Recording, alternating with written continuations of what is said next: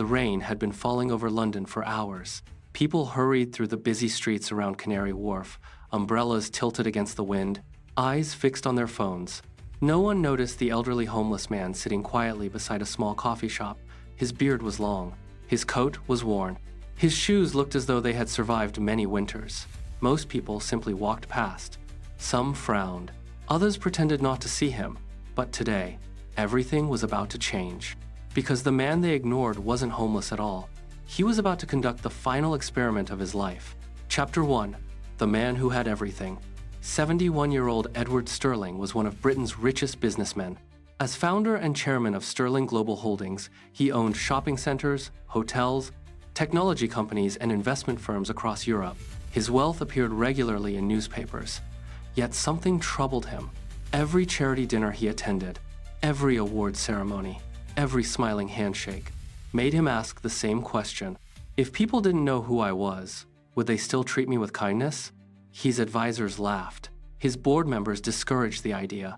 But Edward wanted the truth. Not the version people displayed around expensive suits, the version hidden inside ordinary hearts. So one Monday morning, he disappeared. Only his lawyer and personal assistant knew where he had gone. For 30 days, Britain's billionaire would become a homeless stranger. Chapter 2. The Woman Everyone Called Foolish. Across the city lived Grace Walker. She was 28 years old, a teaching assistant at a primary school in Greenwich. She wasn't wealthy. She rented a tiny flat. She traveled by bus. She carefully counted every pound before payday. Yet everyone who knew Grace said the same thing. If she has 2 sandwiches, she'll give one away. Every Friday after work, she bought an extra meal. Not for herself, for someone she might meet on the journey home. She never posted about it online. She never took photographs. She simply believed. Kindness mattered. Chapter 3. Their first meeting, one freezing afternoon. Grace walked past the coffee shop where Edward sat quietly. People stepped around him. One businessman complained. A tourist laughed. Someone muttered, "Get a job." Grace stopped. She crouched beside him. "Good afternoon. Would you like something warm to eat?" Edward looked into her eyes. There was no pity, no disgust, only genuine concern. She returned minutes later carrying hot soup, fresh bread, and tea. "I'm sorry it isn't much." Edward smiled. "It's more than enough." Before leaving, she handed him a thick pair of wool gloves. "My father always said, cold hands make long nights." Edward watched her disappear into the crowd. For the first time in years, he felt genuinely moved.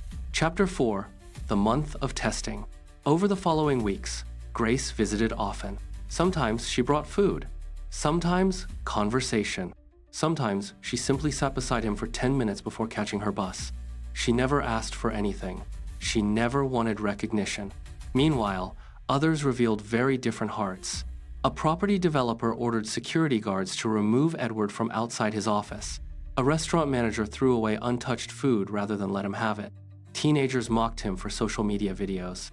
Several wealthy people who publicly donated to charity wouldn't even make eye contact. Edward quietly recorded every encounter in a small notebook. Not names, character. Chapter 5. Love Under Pressure. Months later, Grace introduced Edward not as a billionaire, but as the gentle elderly man she had befriended to her family. Her mother was horrified. What will the neighbors think?